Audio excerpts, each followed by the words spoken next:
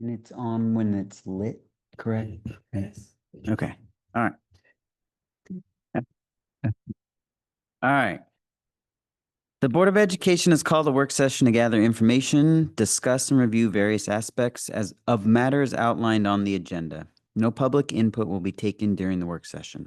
I would like to call to order the September work session of the Mount Hood Community College Board of Education. The following board members are present for the work session. Please, when I call your name, acknowledge that you are present.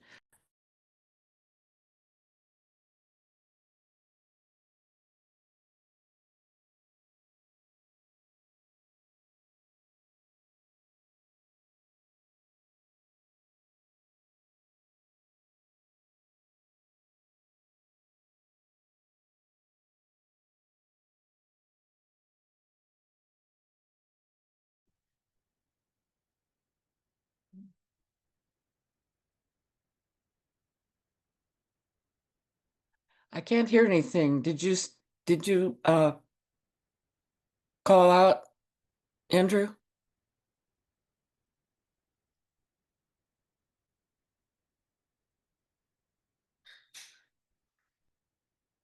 Can you hear us, Diane? I can hear you now. Now she said she can hear. Well, it's faint, but I heard it.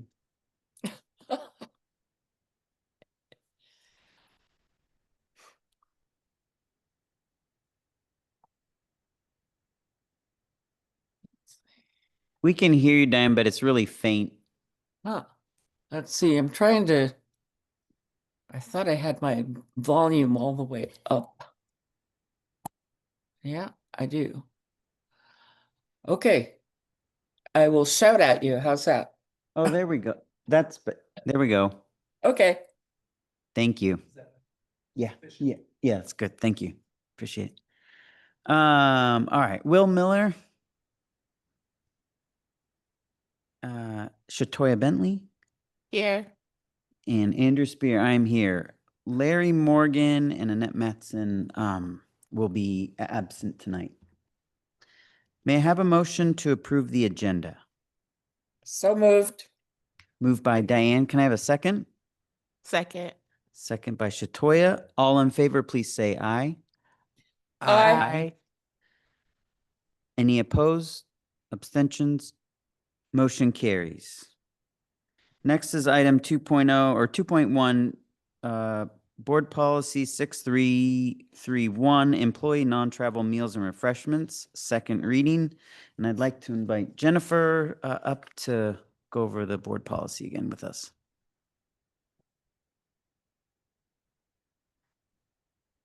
Wow. It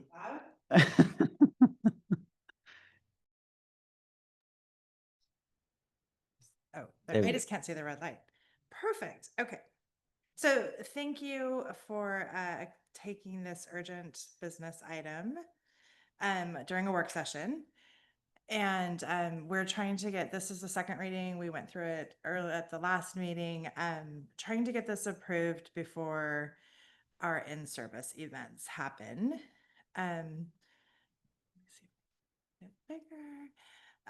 So basically, this is in response to the Oregon Government Ethics Commission's ruling last May that any food provided by the employer to a public employee would be considered an ethics violation unless there was a policy saying that it was part of the official compensation, and also would be a conflict of interest if we made this an administrative regulation and approved it ourselves because we're the employees that are getting it. So we brought a new policy to the board related to non-travel meals.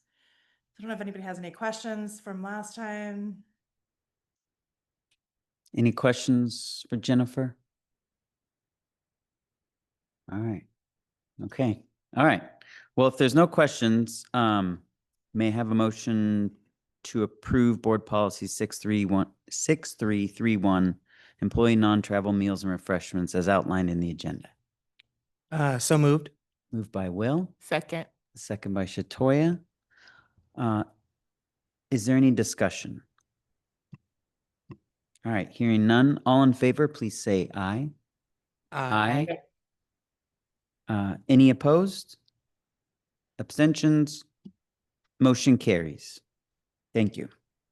All right, next is item 2.2, Head Start grant approval. And this is also Jennifer, so I'll turn over to you. So this is a rare opportunity where the Department of Health and Human Services out of nowhere offered one-time funding for Healthy Kids food initiatives. So it's a very short turnaround time, and like all of our Head Start grants, requires board approval. So it's up to $500,000. It's one-time money. So we've put together a grant application that uses one-time money for one-time expenses. There's equipment for the kitchens, updating some appliances, a new vehicle to deliver food to the sites from the central kitchen. And then there's also materials for the classroom related to Healthy Kids, and then translation of those materials so they can go home and educate families and parents as well. So we just need a board approval so that we can submit this and hopefully receive some rare new federal dollars. And the item is just directing staff or authorizing staff. The packet does have an entire copy of the grant if you're interested, but yes, this is just signing off. Yeah, and then the other piece is the request for a waiver of non-federal share, which should not be a problem, but also getting the board's approval for that. Okay. Any questions for Jennifer? All right. Hearing none, may I have a motion to approve the Head Start grant as outlined in Agenda 2.2? So moved. Moved by Will, Second. second by Shatoya. Any discussion? Hearing none, all in favor, please say aye. Aye. Any opposed? Abstentions? Motion carries. Thank you.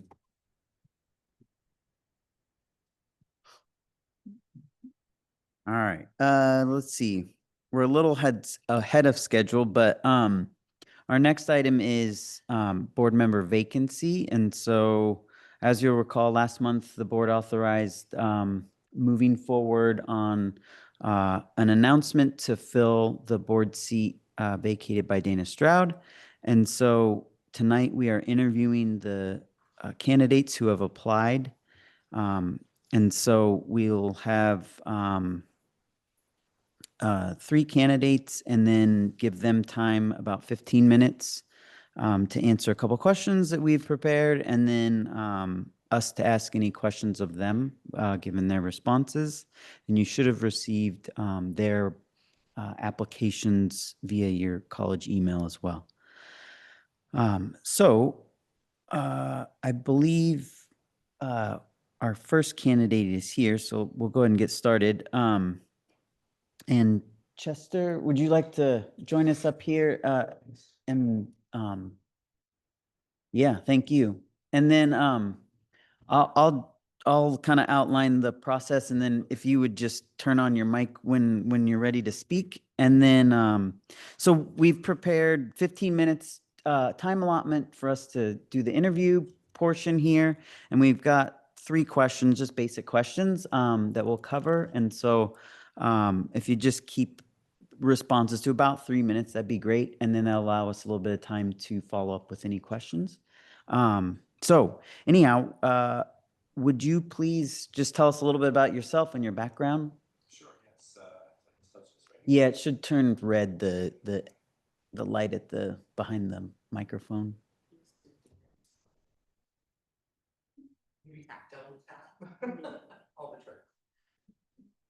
Do you want to? No, I think, Oh, there it goes. there it is. Okay. All right. This is our first go. That's behind me here, and it's a pleasure to be here with all of you. My name is Chester Novit. To try to make this in 3 minutes, I am a seasoned educator. I have taught for a total of 18 years at the secondary level. I've also dabbled in administration. I served as a school principal. I've also had worked within higher education as an adjunct professor at different locations. I did that as a side gig in addition to my regular teaching as a secondary full-time science teacher, chemistry, biology, anatomy, physiology. I've enjoyed the many years that I've taught. Really, it's been a blessing to be involved with my students' lives and seeing them progress and do wonderful things. I routinely get LinkedIn messages telling me what they're doing now in life, and I'm so happy to see that. In terms of higher education, for myself, I went to the University of Portland for my Bachelor of Science degree, and then I advanced to a Master of Arts in Teaching. And then most recently was an educational specialist degree. The upward mobility was primarily trying to seek a position in administration.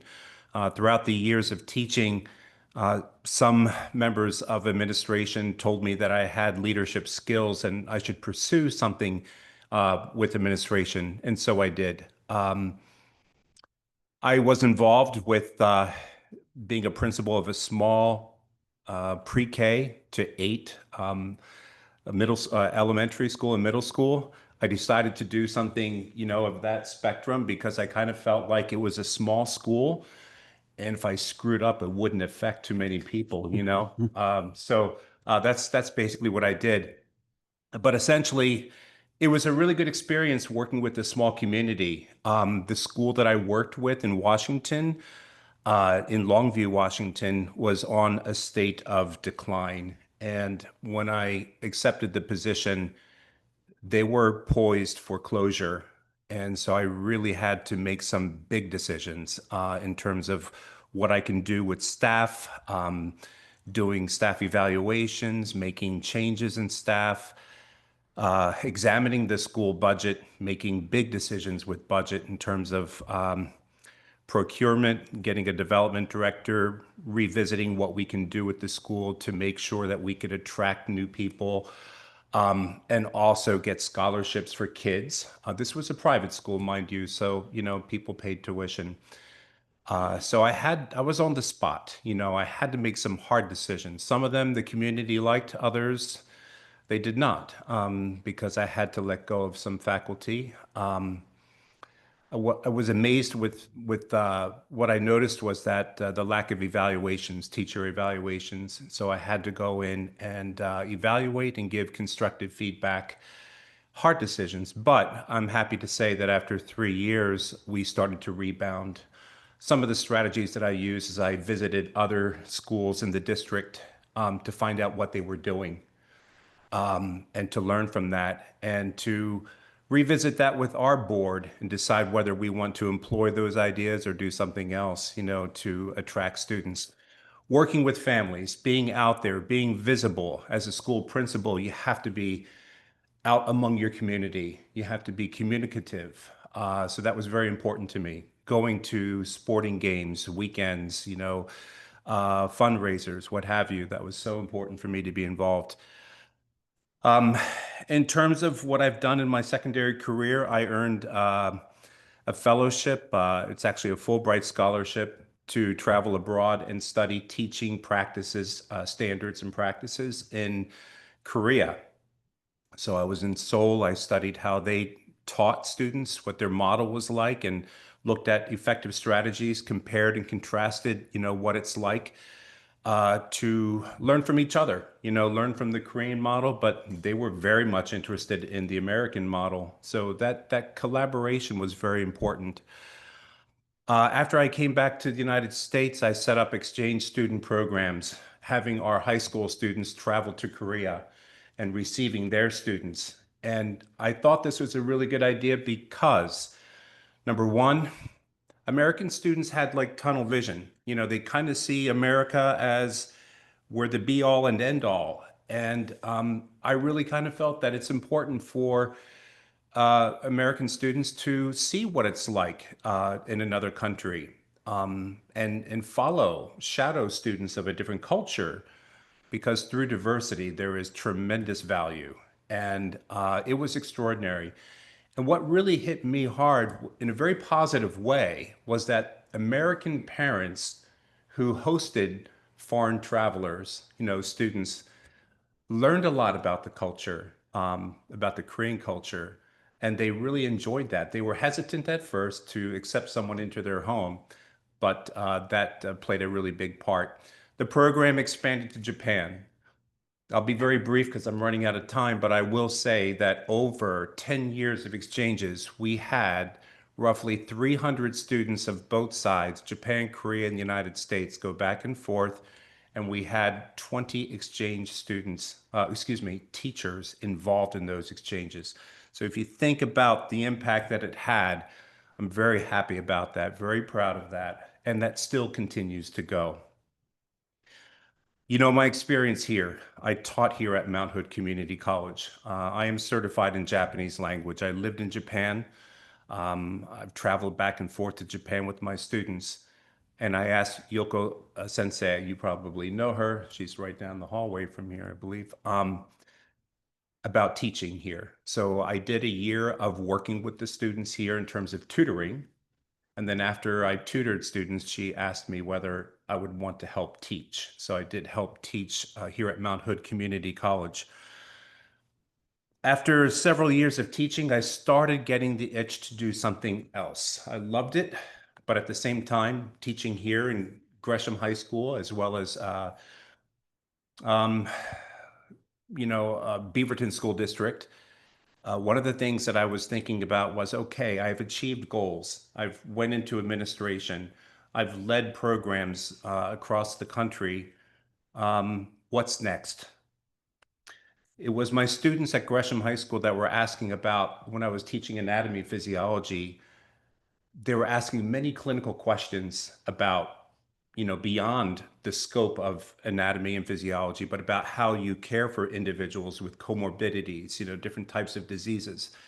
And many times I just didn't know the answer, but I didn't stop there. I would look up the answer and I would come back with, talking about hypertension or diabetes or whatever it may be, and talk about the implications and medications, how they interact with that. In so doing, I became interested and I said, maybe it's time for a change. So I went into nursing and I came back here to Mount Hood Community College because I really felt teachers here have a vested interest in their students and they want them to succeed. And I think in today's times where students are trying to figure out how to navigate in this job climate, I believe Mount Hood Community College is here to support students. And I've seen it and I've worked with teachers. I asked the advisors here, how does a guy like me in my 50s, all right, I know I still look like 37 or something like that, but how does a guy like me change my career and go into a whole different career? Because my mindset as a teacher was, once a teacher, you're going to ride out into the sunset. But that wasn't the case. One of your advisors told me what to do in terms of getting accepted into Mount Hood. And Mount Hood, to get accepted here, is a very daunting process. There are so many applicants. I still to this day don't know how I got it, but I was accepted on the first round. And I'm so happy I was accepted to come here.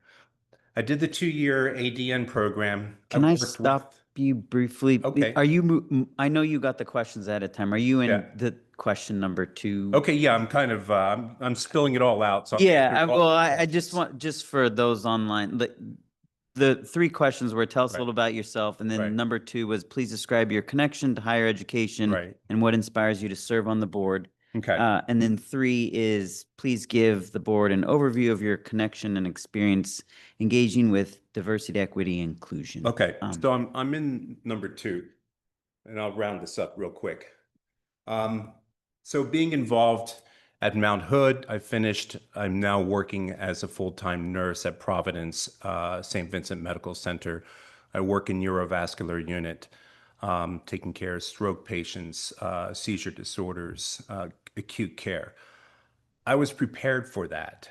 It's a tough situation. It's critical thinking. Mount Hood Community College prepared me for that.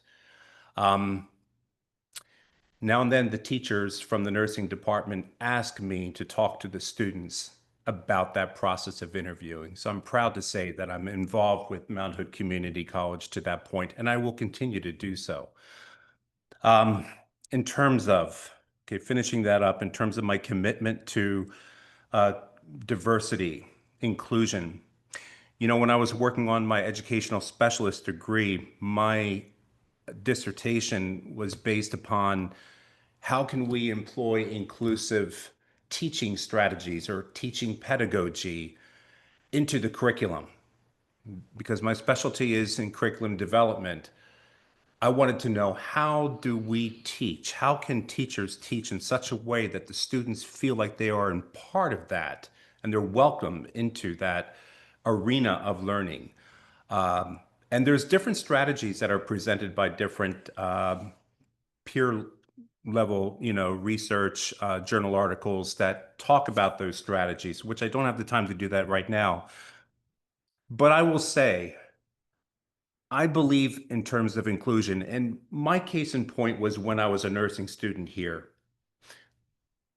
Although the program was wonderful, there was one teacher who I felt was a little bit critical and sometimes demeaning. I'm sorry to say that, but I didn't know what to do as a student because I had the lens of an educator and I saw the way she taught, and I was a little bit concerned because some students, especially those of color, were feeling like they were not respected. They were not given certain modifications. And I had a choice of deciding, do I just continue with this as a student and get through the program, or should I say something? And I brought it up to the dean, and we worked together to have further evaluations of this one teacher. The Oregon Board of Nursing, State Board of Nursing, was brought into question to evaluate the situation. The teacher was given many times to speak on her behalf. HR was involved. Eventually, after a series of meetings, it was decided that she should be terminated. I don't like to see that. Believe me, I don't want to cause ripples, but I really heard the stories of these students, and I've seen students let go, not because of lack of academic ability, but they just weren't given a chance. And as a teacher, it's my duty to make sure that every student that I have, regardless of ability, can show growth. Okay, where I learned my teaching, we had something called merit pay. And merit pay is based upon if students can pass high stake tests, like at the end of the year. However, if you inherit a group of students who are not academically gifted, you would never be able to show or demonstrate that you've earned merit pay. So they created an algorithm to show growth of the students, like from when they started to when they finished your course. Were they able to demonstrate growth? They may not have gotten an A, but they showed perseverance and they had some growth. That's what I believe each student needs. We need to show them or give them the opportunity to show growth. The fact that they got here, I think, says a lot because of the fact that they are trying really hard to make something better of themselves, giving them opportunities for advancement. So as educators, I believe we need to be there to help them in that process. So I'm a real believer of learning, and I'm really a believer of students having the opportunities to succeed. And we are the people, the gatekeepers to help with that and to ensure that they do. I have. Great. Thank you. Is there any questions for Chester? I have a couple. I think your examples were really helpful, but I observed that they're at the very micro level and kind of Okay. interfacing at the what we would say as operations, right? Right.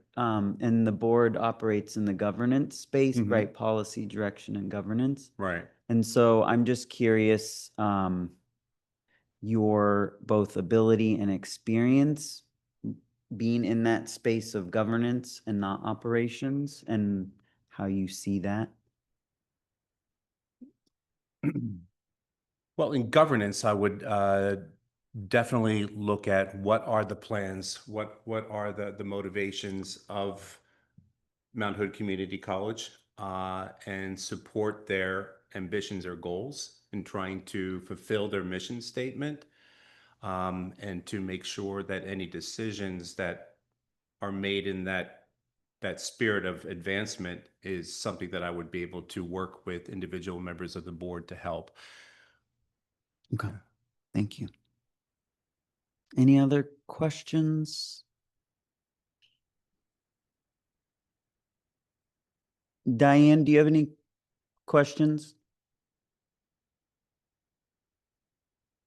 You're muted, Diane. Yeah, you'd think by now I'd have this down. Thank you so much, for coming in and talking with us. Your breadth of experiences is very impressive. I don't think I know anyone else who has made the kind of decisions that you've made with respect to your career path. So good for you. you. Congratulations. Thank you. Did you have anything, Shatoya?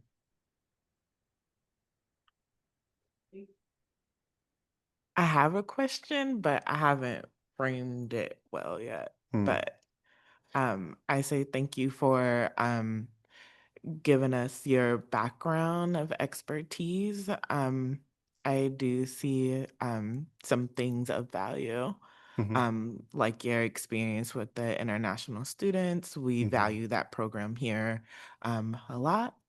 And I am curious a little more of your experience of not necessarily advocating, but uplifting diversity, equity, and inclusion, not like Andrew was saying on the macro level Right. of face value, but more so in a Holistically. in a policy wise, and curious of if you've seen the goals in the mission of the school itself, and how that aligns in how you see you'll bring to the board. Right, right.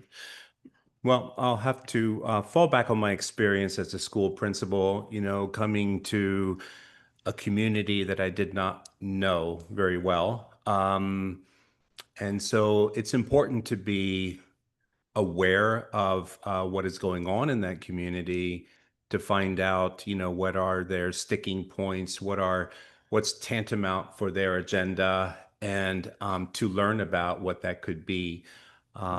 In terms of diversity and inclusion, I think it comes from just a basic philosophical approach that I have in working with all people. And I do believe it does have a little bit of, it's not based on non-secular, but it's more religious in terms of the aspect of respecting all people. At one point in my life, I will share this. I was studying to be a priest, a Catholic priest. And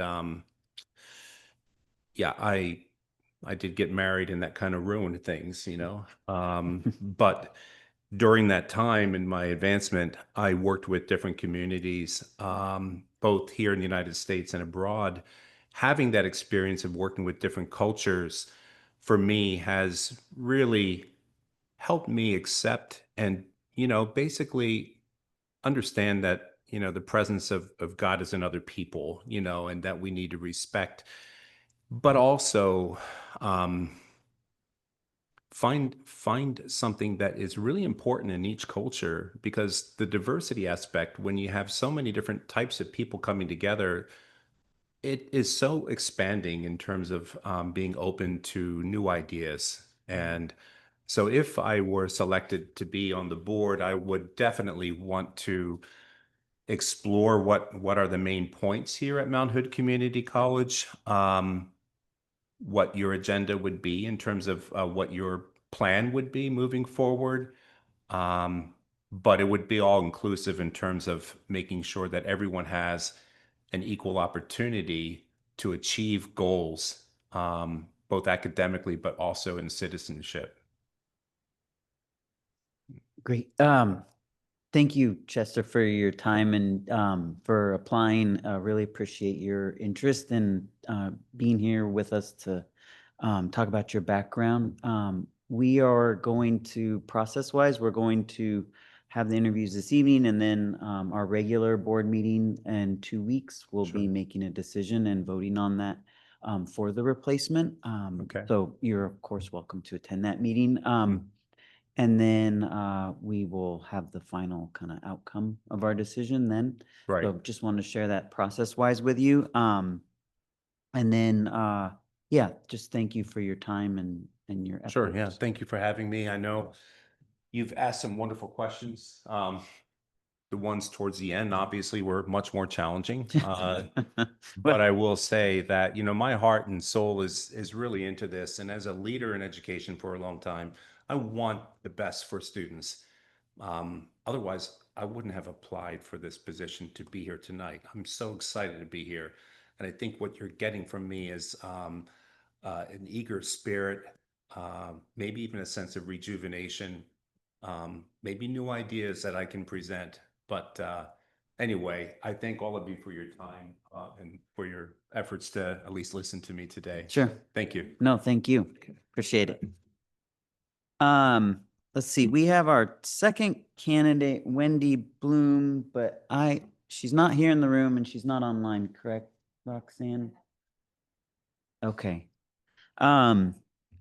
So given that, I think we'll go ahead and move on to our 7:15 candidate, which is Mohammed. And Mohammed, would you like to join us up here? And thank you for being with us. And I know Roxanne sent the questions out ahead of time, but we just wanted to make sure however we want to address them, but if we want to just give a little time and space for you to introduce yourself and answer these questions, and then for us to have a little time at the end to ask questions, about 15 minutes is what we've allotted. So I'll turn it over to you for question one, which is just tell us a little bit about yourself. And if you just want to run through them yourself, but just note when you're moving on to the next question, that'd be appreciated.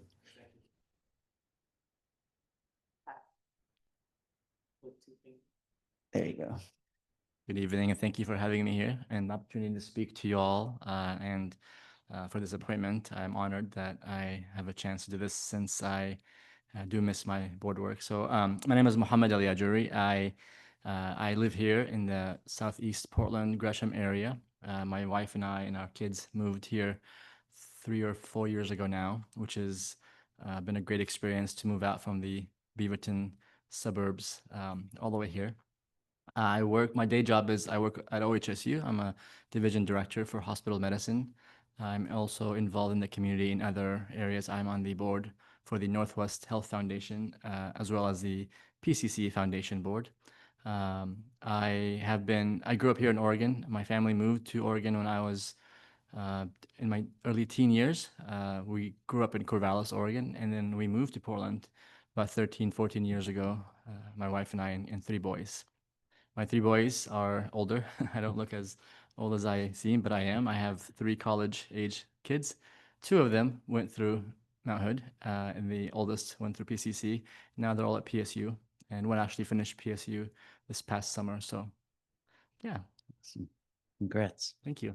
And then question number 2 is, please describe your connection to higher education and what inspires you to serve on the MHCC board. Well, I had been involved through my PCC board work, and I thoroughly enjoyed that. I was elected in 2017 for my first term, and then elected for a second term.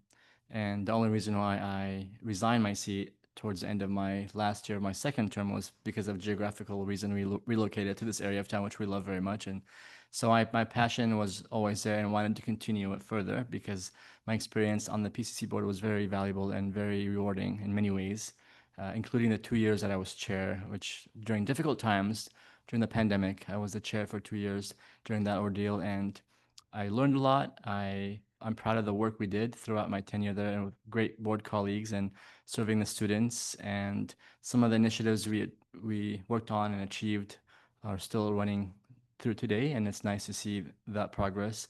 I helped to hire our newest president before I left, and that was a good experience as well. And she's been doing great work. I have also worked with the Mount Hood board in many ways, through our Salem lobbying days as well as DC. And Dr. Skari and I have met several times in various venues, which is great to stay in touch that way. Working at OHSU, it's another higher ed institution and in a different sector in healthcare. It's been eye-opening to see sort of the different challenges and opportunities that both the higher ed, as far as the community colleges, are going through versus higher ed, healthcare, and medical schools. And I mean, challenges are the same: pressures from federal government, pressures from community, equity issues, tuition issues, all the same challenges. And so I was honored to be joining the PCC Foundation board because of my passion to continue working for students and creating opportunities for success and working on equity issues. So that was my way of staying on board with the PCC community, even though I couldn't be on there as an official elected. And so when this opportunity presented itself, I actually had been interested since I moved to this side of town, but there wasn't any availability as far as, zoning. And when this opportunity presented, I was really happy to pursue it because it definitely brings me back to the world that I enjoyed being a part of for 7-8 years. So. Awesome. And also, I mentioned my kids. When I was in PCC, my oldest son was at PCC, and it was great to be able to reflect on the experience of a student, as a parent of a student, and also on the board. It really gave me perspective. I think I was the only board member who had a student in the home. And then, of course, when we moved, my 2 younger ones joined the Mount Hood community, and that was a good experience to observe from that perspective as well. Awesome. Thank you. And then our third and last question is, please give the board an overview of your connection and experience engaging with diversity, equity, and inclusion. This question is great, and I love that you're asking it. And I'm proud to say it's always an easy question for me to answer, but not always easy to apply in many settings. Easy in that I have lived the equity and inclusion through the lens that my lived experience, of course, always wanting to be included and making sure that people like me and my communities are included in, the voice that we represent, whichever community I identify with. I'm always mindful of understanding the audience, understanding what decisions are being made with us, without us. So throughout my entire life, I wanted to participate in those arenas, in those spaces. And of course, officially when I joined, whether it's OHSU professionally or PCC, equity was center of everything. And I have observed this to be the case here at Mount Hood. Equity is centered throughout strategy, through policy, through decision-making.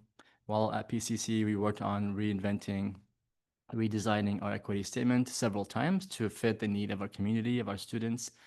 We reflected often on changing events. The George Floyd incident made us revisit the statement as well again, just because I think it's important for us to identify specific things that the equity statement meant to our students, to our community.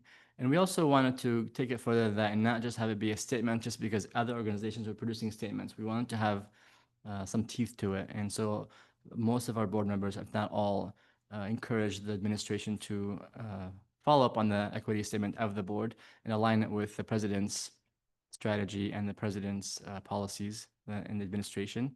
We created an equity committee to make sure that we were, being strategic about our decisions. Of course, the board's role is not to meddle with operations. However, we were eager to advise and ensure that our vision for equity was centered through decisions that the president made that we supported. And then, of course, my personal background, I worked and served on committees that helped with this effort. I served on Washington County's first Council on Race and Equity, the charter member of that group, and which we were hoping, and we hopefully achieved, being influential with the county decisions as it relates to budgets and spending to center equity. And call out equity in its many forms, not just inclusive and fairness, but equity as far as resource allocation and equity and data gathering, equity and understanding the issues that are facing students or community members. A simple example of, de-aggregating data that's lumped in. A lot of us from Southeast Asia and Asian countries have advocated for the use of better data, and I'm sure a lot of other communities feel the same way about making sure that resources are allocated appropriately according to actual data, not just the perceived stats that are lumping groups together. I think also being part of a board of a higher ed institution helped me understand what students were going through. And when you speak to students who are of the different backgrounds and you understand what their definition of equity is, it wasn't always the case it didn't always match what we assumed or thought equity was.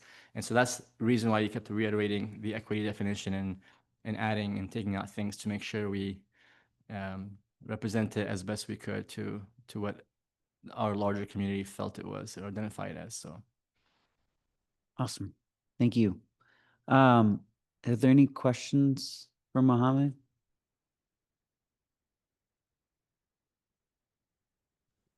Mohammed, I just have a question about your involvement with ACCT. I'm pretty sure that you were on the nominating committee and you interviewed me when I was going up for a board position for ACCT. I did, and I really enjoyed that experience. Yeah. I have to give respect and honor to Jim Harper. I think you know him really well. He was a board member with PCC, and he took me under his wings when I first started, and he pushed me to participate at ACCT and understanding how crucial it was for Oregon, for our colleges to be a part of that organization. Absolutely. Yeah, and so the nomination committee was my first experience, and I had the honor of working with you at in that space. So, and I get part of my experience at PCC.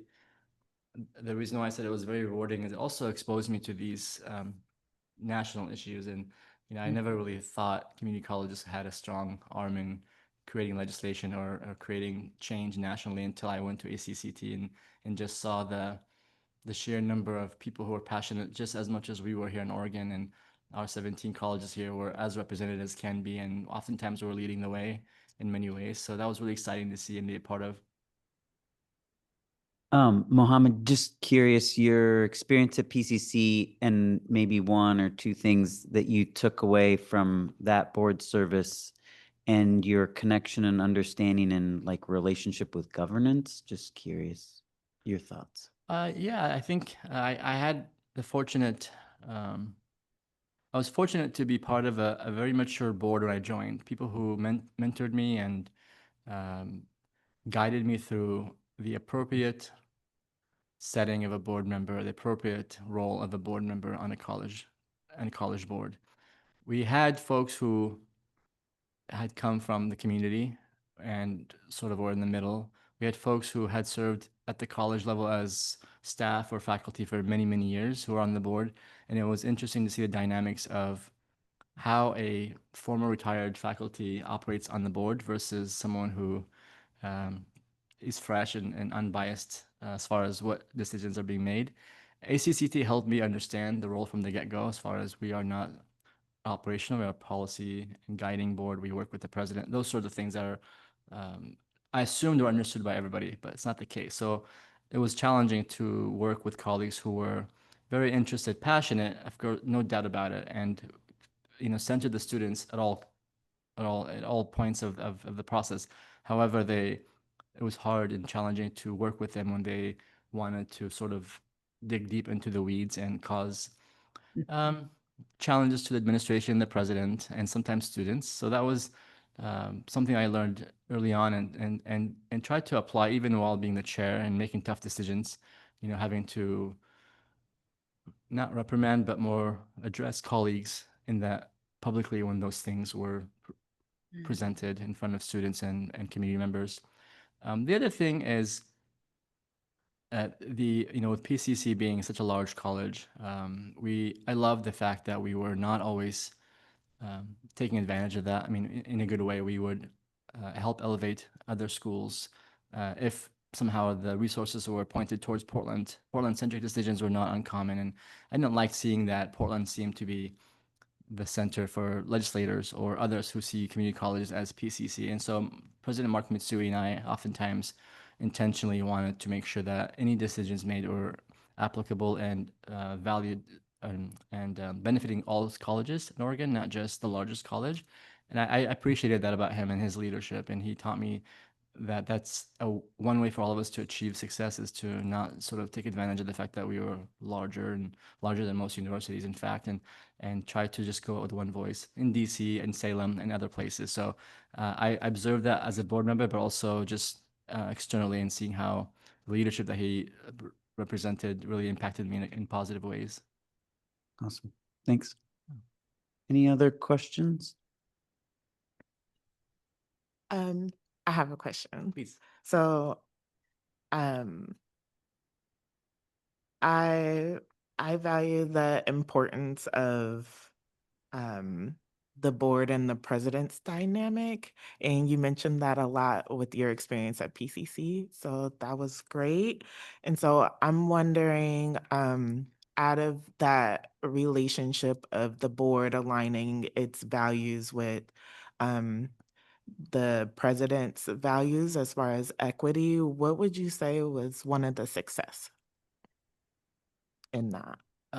Well, I think one of the successes that I learned about actually prior to me joining the board, but then carried on while being on the board was the reason for my seat being vacant that I ended up being elected to was PCC took a stance, and it was in national news at the time, to become a sanctuary campus during the early 17-16 election cycles, which caused the then board chair to resign in protest. And that was a major decision. And I think that was a unanimous value decision by the board and the president, minus that board member, obviously. So that created that vacancy, which then I jumped into. And I saw that as an opportunity to capitalize on the president's vision and making sure that his plans align with ours and ours align with his. Not to say that we also don't hold him accountable, because he does report to the board, and making sure that we have everything we need from him to be able to help guide decisions. Oftentimes, the board members I mentioned earlier who wanted to be more in operations didn't see that. They saw the president as sort of, it was a sense of administration has to be accountable to us, and we can demand what we need from administration no matter what. And that's not always a very collaborative environment. We work through the president. He reports to us. However, we make sure he is aware of our needs prior to publicly asking for them and holding staff in an awkward position, things like that. But because he demonstrated those shared values that I observed before joining the board and after, we had respect for him through many decisions to come, knowing that he stood firm with that decision when many people were against it. Another one was during the pandemic and mandated vaccines. And I was chair at the time, and obviously President Mitsui was president. And the pressure from the public and other institutions was to shut down and mandate the vaccinations. And I was on the team of not supporting the mandate, even though I was in public health, and I was called a hypocrite for how do you mandate vaccinations in your day job and not mandate vaccinations in this arena. And the reason was equity. Not everyone at the time was educated enough in vaccines. Creating a system where students would be expelled for not vaccinating and altering the trajectory of their life and their family's life was something we considered. We used data to understand the percentages of students who were comfortable with the idea of a mandate, vaccine mandate. All those things went into consideration. And again, the president stood with that with us. And so, yeah, I think there were other decisions that we were at odds only because we didn't have the full information of the decision. Once we requested it from the president, he supplied it. We then were on the same page. A lot of times we are influenced emotionally by public testimonies and students, but then behind scenes, executive session and whatnot, we get more details that help us feel comfortable and confident with our decisions. Well, thank you for your time, and appreciate you applying and mentioned this to the last candidate, but our next regular board meeting is on September 17th, and we'll be making a decision for reappointment at that meeting. And if we are voting to approve one of the candidates forward, they'll be sworn in on that day. So you're of course welcome to join, and we invite you to. And then I mean, if there's no other questions, we'll end it there. But yeah, really appreciate you joining us and sharing both your time and experience. Thank you so much. I appreciate the opportunity, and I look forward to hearing from you. And it was good to see all of you. Yeah, good. Sorry, my back was to you the whole time, but could see you from the screen. So thank you. Thank you so much. Thank you so much, Mohammed. I really appreciate you, coming to us and, wanting to join and bringing your breadth of experience as a board member with you. So thank you. Thank you, Dr. Noriega. I appreciate it. Thank you. You too. All right. Next we'll move to item 3.2, which is in-service overview. And Pete, you're here to update us.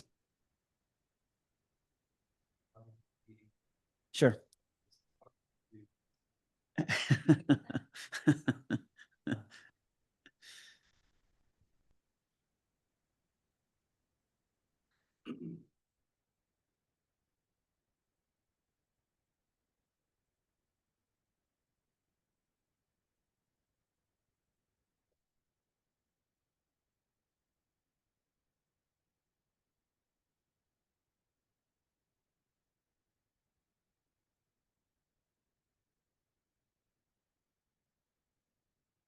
All right. Thank you for the opportunity to speak. It's good to be back before the board. Good to see some familiar faces. Welcome to new faces. I'm Pete Zeus. I'm the Dean of our Science, Technology, Engineering, Mathematics, and Bachelor of Applied Science programs, or STEM and BASS, if you like acronyms. And I'm also have the honor of chairing our in-service planning committee this year. And so wanted to come and just kind of give you a little bit of an introduction to what's going to be happening. Very broad strokes. I didn't know exactly what to prepare, so I was going to do very high level, and then you're welcome to ask questions. And I have good colleagues here who can help fill in the blanks if I don't know. We're doing some pre-in-service events on September 16th, which is Tuesday. And we almost always do a CPR class for folks. We have a lot of people on campus who need to recertify with some regularity. So Sherilyn Niederheiser is our public safety officer, and she also teaches Red Cross classes. She's kind enough to do this as a gift to the campus community. So thank you to Sherilyn, and we appreciate this. We're going to be able to get about 30-ish people certified in CPR in the campus community. This year we made a special effort to try and target groups that were kind of public safety, forward-facing, likely to maybe have to perform CPR or first aid. It wasn't exclusionary, but we just sort of put out the offer and made sure that we were trying to prioritize groups who, maybe work in remote areas or healthcare, those sorts of things. Our coaches, faculty who take students on field trips, those were kind of the big buckets of folks we were hoping to get in. We're also on the same day doing a mental health first aid training, which is a training that was requested by a number of groups on faculty, on campus, to just have some skills in, helping to identify students who may be struggling with mental health challenges. Is being provided by an organization called Lines for Life, which is a suicide prevention, amongst other things. And so one of our librarians, Laura Wamsley, was able to pull this together. So gratitude to Lori for her efforts to bring them on campus. And they have a grant, so it's actually being done to the college. We're going to be able to do 30 people for no cost to Mount Hood. So we're pretty excited about that. Could be something we continue through our teaching and learning center as well. So then the actual big show starts the following day, the 17th through the 19th. It's roughly 8:30 to 5 each day, and we'll have kind of a full schedule. The Wednesday morning is convocation. This is kind of, again, the high level. We'll have a little welcome, then followed by convocation, and some, executive staff updates and other, fun stuff. I guess would be part of the idea. There's been some cinema work going on behind the scenes. Maybe you're aware. So we're excited to see. Dr. Red and I are excited to see what we've gotten ourselves into, and whether or not we want to hide during certain key moments of in-service. Then we're going to work on some breakout activities with our the whole campus community, and present information on our climate survey that was done last year. Try and dig down a little bit deeper into that, get some more information from the community. Dr. Rashida Willard is going to lead that effort with support from the exec team and the deans, facilitating some conversations with ostensibly everybody at in-service, so most of the campus, right? Followed by the lunch. In the afternoon, we will have breakout sessions and required meetings and trainings by the associations or new employee orientations, that kind of a thing. Thursday, we are going to have a keynote. I'll speak about that in just a second in the morning. And then we're going to have, Thursday is going to be kind of an instruction focused day. We're going to leverage our opportunity to have all the faculty in one place at one time without classes going on. So kind of a series of like, everybody needs to know this kind of stuff. We're going to talk about guided pathways, online learning updates, and assessment. So there are people in this room who find that really exciting, and hopefully people during the in-service will as well. Our keynote speaker is Dr. Nolan Cabrera, who's a professor at the University of Arizona. He's going to be doing a Zoom keynote so that folks can watch remotely if they need to. We'll also have the College Theater set up for kind of a watch party area. He's going to do about 40 minutes of presentation and answer questions for around 20. I'll let you read his topic rather than reading my slide to you.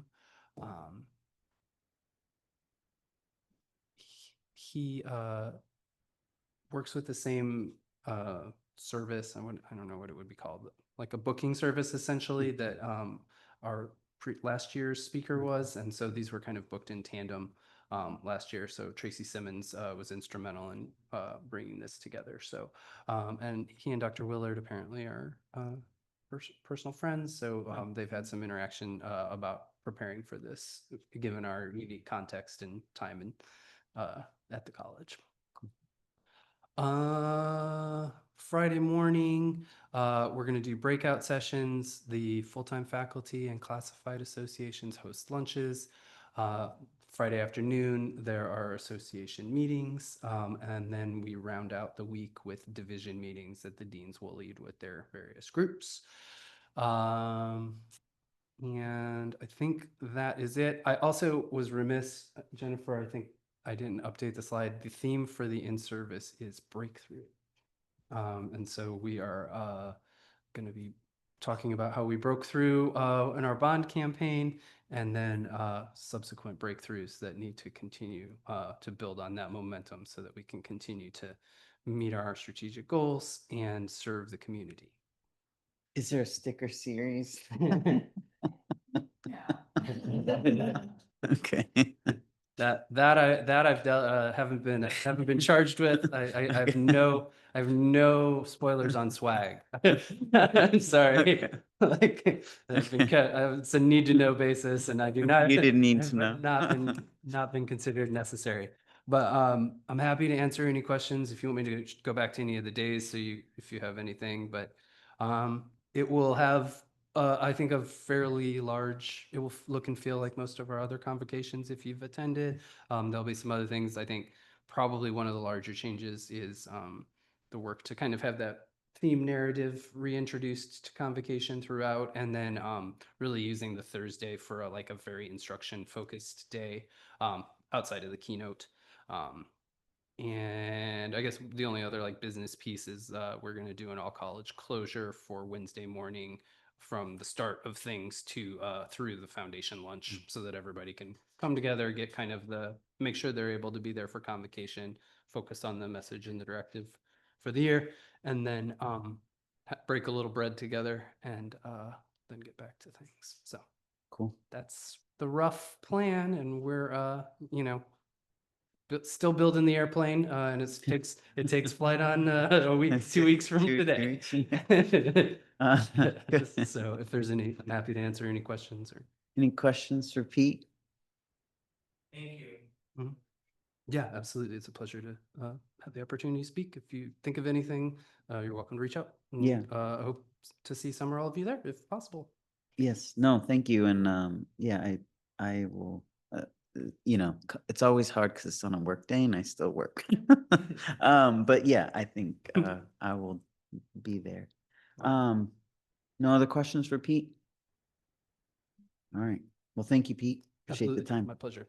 Y'all have good meeting. I'll be right there. Let's see, kind of rounding out the meeting, is there any other business to discuss or any other items? Okay. Well, if there's no other items, I will adjourn the work session. Thank you, everyone. Appreciate it.